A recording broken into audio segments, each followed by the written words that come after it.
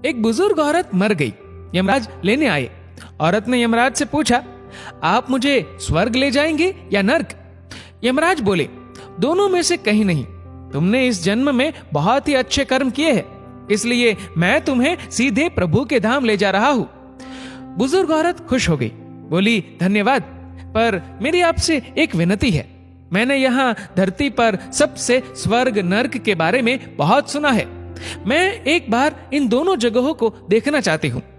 यमराज बोले, तुम्हारे कर्म अच्छे हैं, इसलिए मैं तुम्हारी ये इच्छा पूरी करता हूँ। चलो हम स्वर्ग और नर्क के रास्ते से होते हुए प्रभु के धाम चलेंगे। दोनों चल पड़े। सबसे पहले नर्क आया। नर्क में बुजुर्ग औरत ने जोर जोर से लोगों की रोने की आवाज सुनी। वहां नर्क में सभी लोग दुबले पतले और बीमार दिखाई दे रहे थे। औरत ने एक आदमी से पूछा, यहाँ आप सब लोगों की ऐसी हालत क्यों है? आदमी बोला, तो और कैसी हालत होगी? मरने के बाद जब से यहाँ आए हैं हमने एक दिन भी खाना नहीं खाया। भूख से हमारी आत्माएं तड़प रही है। बुजुर्ग औरत की नजर एक विशाल पतीले पर पड़ी, जो कि लोगों के कद से करीब 100 फीट ऊंचा होगा। उस पतीले के ऊपर एक विशाल चम्मच लटका हुआ था। पतीले में से बहुत ही शानदार खुशबू आ रही थी। बुजुर्ग औरत ने उस आदमी से पूछा, इस पतीले में क्या है? आदमी मायूस होकर बोला, यह पतीला बहुत ही स्वादिष्ट खीर से हर समय भरा रहता है। बुजुर्ग औरत ने हैरानी से पूछा, इसमें खीर है तो आप लोग पेट भर के ये खीर खाते क्यों नहीं? भूख से क्यों तड़प रहे हैं? आदमी रो रो कर बोलने लगा, कैसे खाए? ये पतीला 100 फीट ऊंचा है। हम में से कोई भी उस पतीले तक नहीं पहुंच पाता। बुजुर्ग औरत को उन पर तरस आ गया। सोचने लगी, बेचारे खीर का पतीला होते हुए भी भूख से बेहाल है। शायद ईश्वर ने इन्हें यही दंड दिया होगा। अब यमराज बुजुर्ग औरत से बोले, चलो हमें देर हो रही है। दोनों चल पड़े। कुछ दूर चलने पर स्वर्ग आया। वहां पर बुजुर्ग औरत को सबकी हंसने व खिलखिलाने की आवाजें सुनाई दी। सब लोग बहुत खुश दिखाई दे रहे थे। उनको खुश देखकर बुजुर्ग औरत भी बहुत खुश हो गई। पर वहां स्वर्ग में भी बुजुर्ग औरत की नजर वैसे ही 100 फीट ऊंचे पतीले पर पड़ी जैसा नर्क में था। उसके ऊपर भी वैसा ही चम्मच लटका हुआ था।